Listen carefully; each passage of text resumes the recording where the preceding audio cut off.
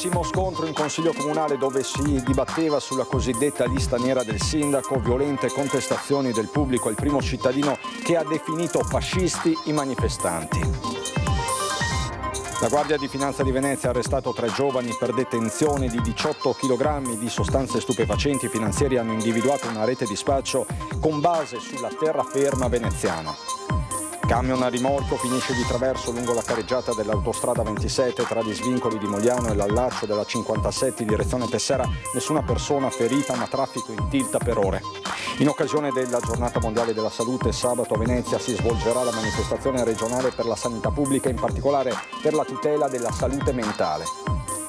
Da Venezia l'appello per la liberazione del cooperante originario del Lido di Venezia si sta diffondendo in tutta Italia, ma non si hanno purtroppo ancora notizie. Dopo 8 anni di attesa pubblicata la graduatoria per l'assegnazione di posti barca in centro storico, 400 i posti, ma le domande sono 6 volte superiori all'effettiva disponibilità. Bentrovati, buonasera telespettatrici, telespettatori di Antenna 3. In primo piano per questa edizione veneziana dei nostri telegiornali la seduta particolarmente tesa, movimentata che si è registrata oggi in Consiglio Comunale a Venezia, dove il sindaco Brugnaro era chiamato dalle opposizioni a rispondere sulla cosiddetta lista nera. Durissimo davvero lo scontro. Fascisti siete!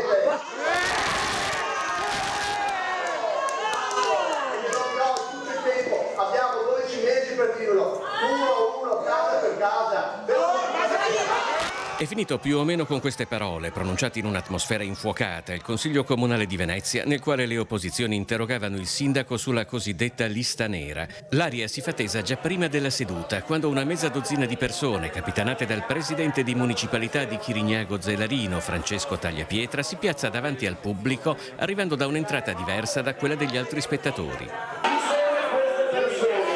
Ai cartelli "Mettimi nella lista" e "Trump in Saor", con l'arrivo dei sostenitori del sindaco, si sono uniti i cartelli "Siamo tutti con te Luigi" e "Duri i banchi".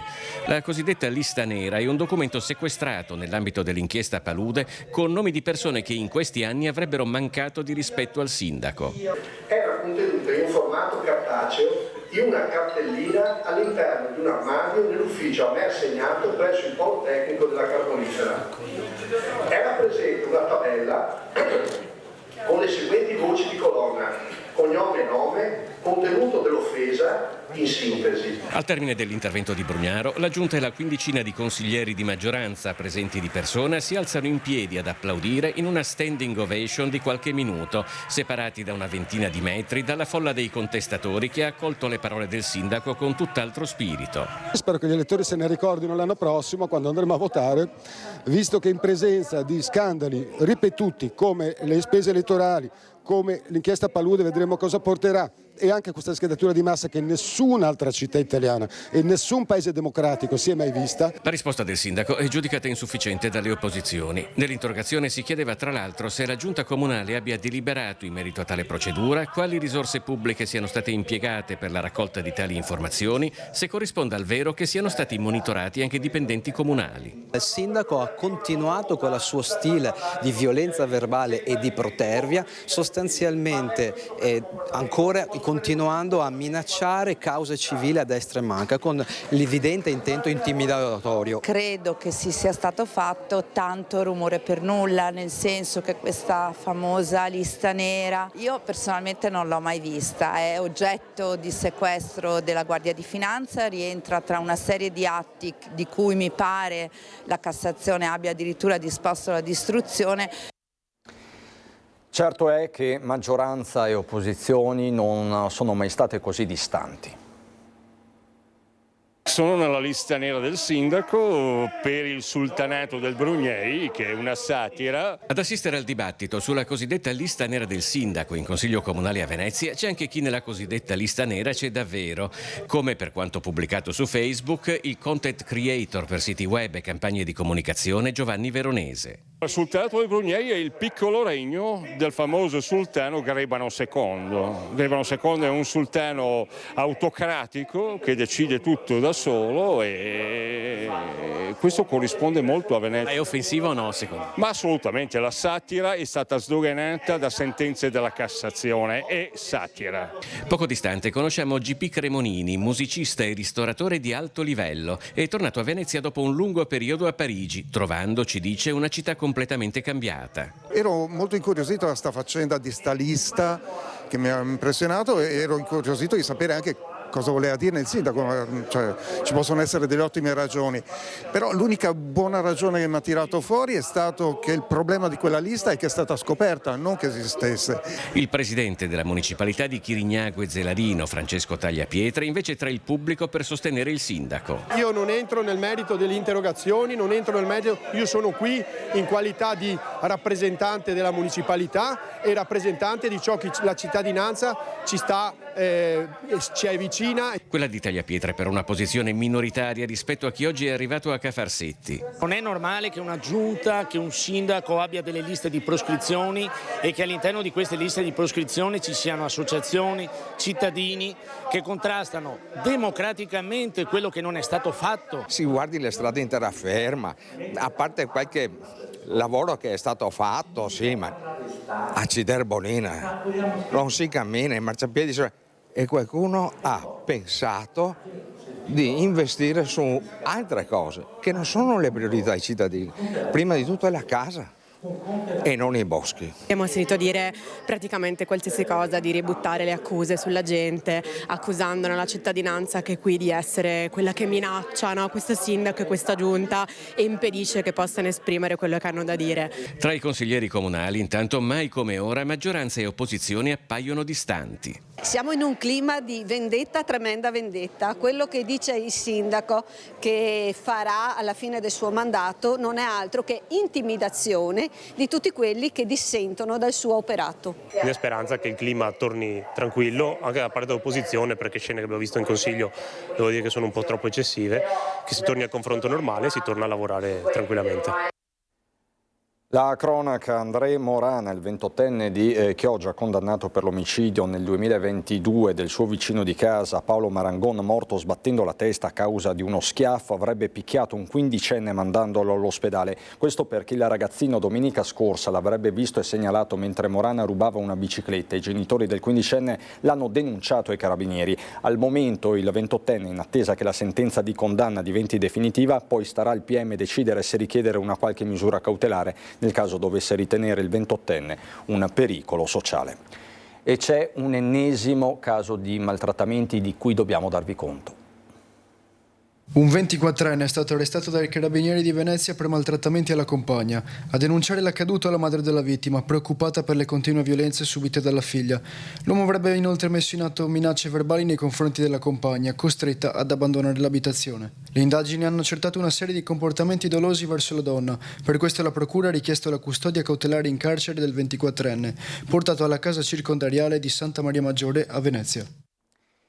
E c'è anche un'operazione contro lo spaccio di droga, un'operazione della Guardia di Finanza. Il comando provinciale della Guardia di Finanza di Venezia ha arrestato 3 giovani italiani, tra cui un 25enne di Roncade, incensurato, per detenzione ai fini di spaccio di 18 kg di sostanze stupefacenti. I finanzieri hanno individuato una strutturata rete di spaccio di hashish e marijuana con base sulla terraferma veneziana, identificando dei soggetti che si approvvigionavano e rivendevano ingenti quantitativi di droga utilizzando una nota piattaforma di messaggistica istantanea. Le perquisizioni domiciliari hanno permesso di sequestrare 18 kg di stupefacenti, 5 dei quali proprio in casa del giovane trevigiano, e oltre 30.000 euro in denaro contante. Oltre al 25enne di Roncade sono finiti in manette un 30enne, già con precedenti, di Bevazzana, frazione di San Michele al Tagliamento, che aveva in casa 9 kg di droga, e un 40enne di Spinea che in casa aveva altri 4 kg. I 3 arrestati si trovano ora in carcere. A mezzogiorno i vigili del fuoco sono intervenuti in A27 tra gli svincoli di Mogliano e l'allaccio della 57 in direzione Tessera per un camion a rimorchio finito di traverso lungo la careggiata. Nessuna persona è rimasta ferita, ma il traffico è andato in tilt. Ci sono volute 2 ore per far ritornare la situazione alla normalità. Il caso di Alberto Trentini prosegue la mobilitazione. Si crea un ponte di solidarietà e amicizia dall'isola d'Elba che arriva fino a Venezia per chiedere la liberazione di Alberto Trentini, il cooperante 45enne italiano originario dell'isola di Venezia che si trova ancora in arresto a Caracas in Venezuela dal 15 novembre scorso, dove era arrivato per portare solidarietà e aiuti alle persone disabili con una organizzazione non governativa. Di lui da quel giorno, il 15 novembre 2024, non si hanno più notizie, almeno direttamente dalla sua voce, da quel giorno, più di 4 mesi fa. E la mobilitazione per chiedere la sua scarcerazione si sta diffondendo in tutta Italia in modo trasversale e molto partecipato. In vari comuni italiani compare in ogni dove lo striscione Alberto Libero e all'Elba si è creato anche un piccolo spontaneo comitato che si è messo a disposizione anche con un numero telefonico per aiutare chiunque avesse difficoltà all'accesso informatico a partecipare alle varie attività online, dalla raccolta di firme, che ha superato le 90.000 iscrizioni, fino al digiuno a staffetta. Intanto a Venezia il Comitato delle Amiche e degli Amici di Alberto, insieme all'Associazione Articolo 21 e alle Lemiere Veneziani, con il supporto del Comune, sta procedendo all'organizzazione del corteo acqueo di domenica 13 aprile al mattino, che si concluderà con alzaremi davanti alla Salute per chiedere la scarcerazione immediata di Trentini. E a proposito di mobilitazioni, ce n'è anche una prevista per sabato, riguarda la sanità pubblica. Anche la salute mentale va curata e tutelata. Per questo sabato mattina, in occasione della Giornata Mondiale della Salute, la CGIL insieme a Covisap e AIDSAM hanno organizzato una manifestazione con partenza alle 10 dalla stazione di Venezia Santa Lucia. Per sollecitare la Giunta regionale, il Consiglio regionale e tutte le forze politiche del Veneto a un impegno vero e concreto per incrementare il finanziamento del sistema sanitario pubblico e universale. Siamo in presenza da anni di una crescita del disagio psichico e sociale che sta attraversando tutta la società, dalle persone più fragili al mondo degli anziani, all'universo giovanile, e che interessa sempre di più anche la stessa condizione lavorativa. Per cui sabato chiederemo a tutte le forze istituzionali e politiche di un maggiore investimento sulla salute mentale. Vorremmo far rumore, vorremmo dare degna rappresentanza a coloro che soffrono, che sono silenti, e soprattutto rivendicare dei servizi territoriali, finanziamento e personale adeguate ad una patologia che sempre di più sta aumentando. La prevenzione del disagio psicologico, che coinvolge tutte le età, ma in particolare le fasce di infanzia e adolescenza, va garantita, così come la presa in carico da parte dei servizi sanitari territoriali. La preoccupazione è la riduzione delle risorse allocate alla riabilitazione delle persone con disturbo psichiatrico, nel senso che noi crediamo fortemente nella possibilità che una persona che sia stata colpita da un disturbo psichiatrico possa essere restituita alla società da cui proviene, alla famiglia stessa da cui proviene, riabilitata dal punto di vista funzionale e dal punto di vista anche sociale. Questo vuol dire che per noi è essenziale investire in risorse di cura.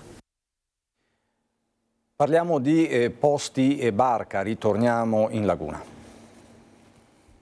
Nella sala San Lorenzo della Municipalità di Venezia, Morano e Burano si sono tenuti i sorteggi per coloro che sono arrivati pari merito nella graduatoria del Comune per ottenere in concessione un portobarca in laguna nel centro storico di Venezia. Sono arrivate ben 2.400 domande a fronte di circa 400 posti, una richiesta del 600%.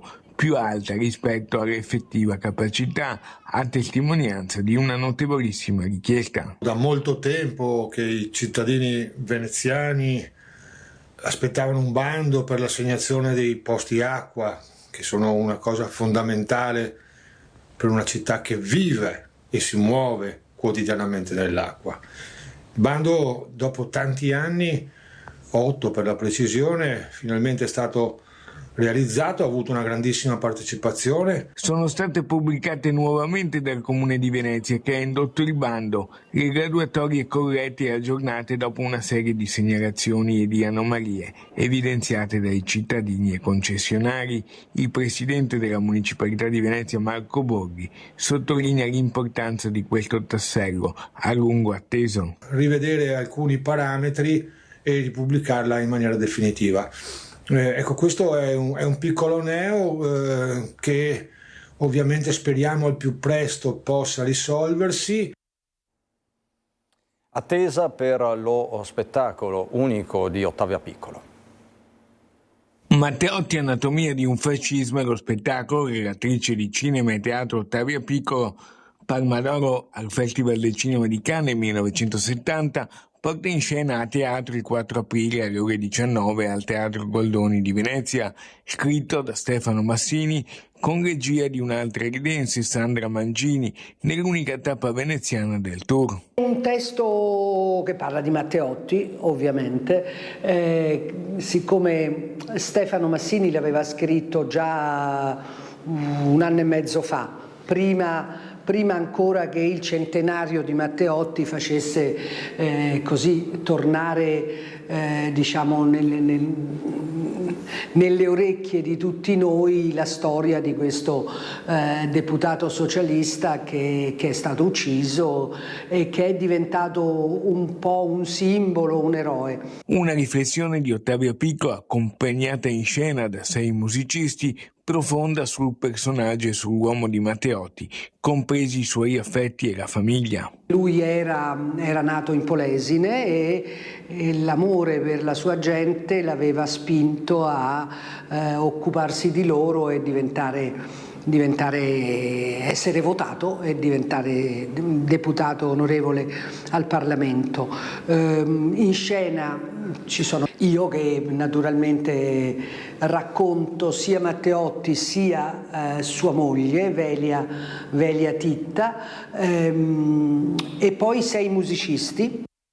È tutto da Venezia, subito dopo la sigla c'è il meteo, buona serata.